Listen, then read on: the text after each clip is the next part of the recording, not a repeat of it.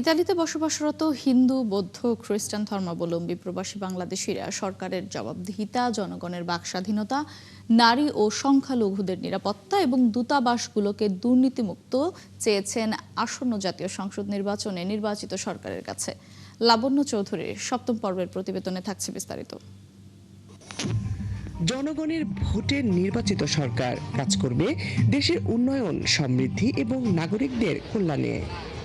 সেই সঙ্গে বাক স্বাধীনতা ও জবাবদিহিতাও থাকতে হবে, এমনই প্রত্যাশা করেছেন আসন্ন জাতীয় সংসদ নির্বাচনে ইতালিতে বসবাসরত হিন্দু, খ্রিস্টান ও বৌদ্ধ ধর্মাবলম্বী প্রবাসী বাংলাদেশিরা। আমাদের দেশে এরকম এক সরকার আসুক যেখানে বাক স্বাধীনতা থাকবে, জবাবদিহিতা থাকবে এবং আমরা যারা আছি সবাই স্বাধীনভাবে একসাথে চলতে চাই।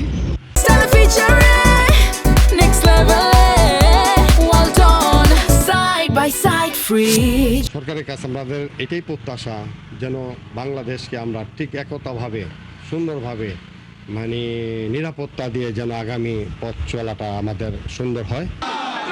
সকলের ঐক্যবদ্ধে স্বনির্ভর নারীদের নিরাপত্তা এবং অপূর্ব একটি দেশ চান তারা। ছোটবেলা থেকে সন্তানদের বলে আসছি যে আমাদের বাংলাদেশে এমন দেখতে সুন্দর, সেই রকম বাংলাদেশ পরিবেশ আমরা আবার ফিরে পেতে চাই, সবাই মিলে একত্রভাবে থাকতে চাই।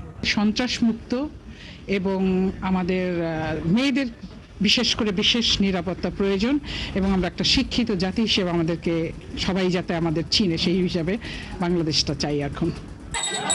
সেই সঙ্গে ৭১-এর মুক্তিযুদ্ধের মাধ্যমে অর্জিত স্বাধীনতাকে সকলের ঐক্যবদ্ধ দেশপ্রেমে ধারণ করে আগামী সরকারের কাছে চেয়েছেন সংখ্যালঘুদের নিরাপত্তা।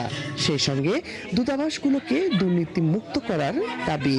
আমরা যারা প্রবাসে আছি, প্রবাসের সবার থেকে একটাই আমাদের অনুরোধ, আমাদের সংখ্যালঘু যারা আছি আমাদের একটা সুরক্ষা চাই। বিদেশে যে আমাদের বাংলাদেশ দূতাবাস আছে, এই জায়গায় আমাদের বিভিন্ন যে দুর্নীতি, অনিয়ম আছে, সেই দিকেও যেন আসন্ন যে সরকার নির্বাচিত হবে সে যাতে আমাদের এই সমস্যাগুলা সমাধান করে। লাবণ্য চৌধুরী, ৭১।